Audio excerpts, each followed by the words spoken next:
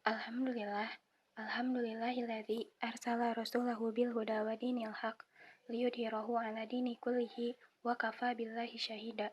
Asyhadu an la ilaha illallah wa asyhadu anna Muhammadan abduhu wa rasuluh alladzi la nabiyya ba'da amma ba'du. Alhamdulillah, dalam kesempatan kali ini saya Tazkiyah Auliyaul Haq dari kelas 12A akan membahas materi mengenai Muhammad Abduh.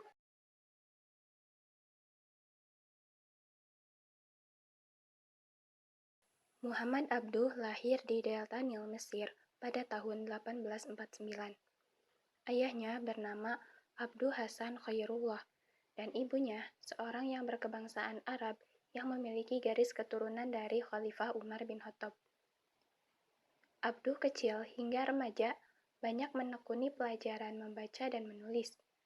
Hingga pada usia 12 tahun, ia sudah mampu menghafal Al-Quran.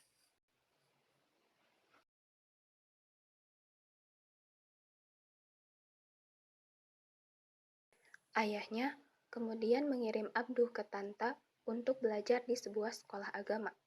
Namun, sistem menghafal yang diterapkan di sana membuatnya tidak bisa bertahan karena merasa tidak mengerti apa-apa.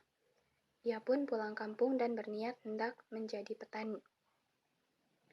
Namun, ayahnya tetap memaksa agar ia meneruskan belajar di Tanta. Akhirnya, ia terpaksa pergi, dan di tengah perjalanan, ia membelokkan langkah kakinya ke rumah paman ayahnya yang bernama Syekh Darwisi Qadir untuk sembunyi. Lalu, Darwisi ini kemudian mendidik Abduh untuk belajar mencintai ilmu dan buku. Dan akhirnya didikan Darwisi berhasil, dan Abduh akhirnya mau meneruskan studi di Tanta.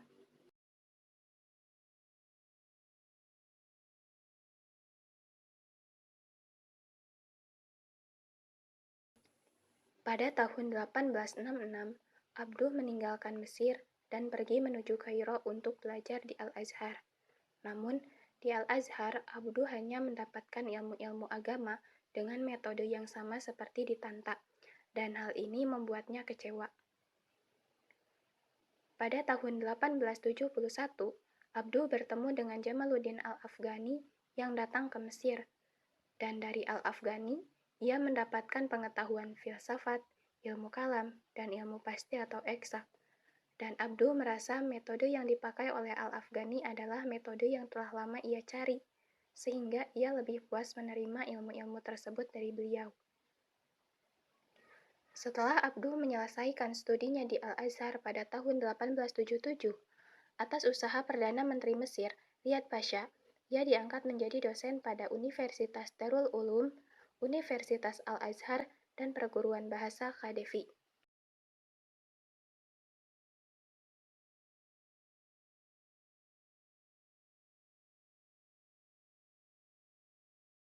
Ide-ide pemikiran Muhammad Abduh. Yang pertama, penyakit yang melanda negara Islam adalah adanya kerancuan pemikiran agama di kalangan umat Islam sebagai konsekuensi datangnya peradaban Barat dan adanya tuntutan dunia Islam modern. 2. Kemunduran umat Islam bukan karena ajaran Islam itu sendiri, tapi adanya sikap jumud di tubuh umat Islam. 3. Sikap jumud dibawa ke tubuh Islam oleh orang-orang yang merampas puncak kekuasaan politik di dunia Islam. Mereka juga membawa paham animisme, tidak mementingkan pemakaian akal, jahil, dan tidak kenal ilmu pengetahuan. Dan yang terakhir, umat Islam tidak cukup hanya kembali pada ajaran-ajaran asli saja, tapi harus ajaran-ajaran itu disesuaikan dengan keadaan modern sekarang.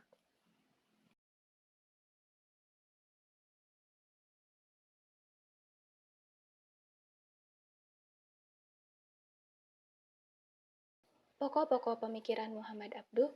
Yang pertama, pemurnian amal perbuatan umat Islam dari segala bentuk bid'ah. 2. Pembaruan dalam bidang pendidikan. 3. Perumusan kembali ajaran Islam menurut pemikiran modern. Dan yang terakhir, menolak pengaruh Barat dan Nasrani. Sekian yang dapat saya sampaikan. Mohon maaf apabila ada kekurangan dalam penyampaian. Semoga materi yang saya sampaikan dapat bermanfaat. Ditutup saja dengan doa, Rabbana atina fid dunya hasanah wa fil akhirati hasanah wa qina adzabannar. Wassalamualaikum warahmatullahi wabarakatuh.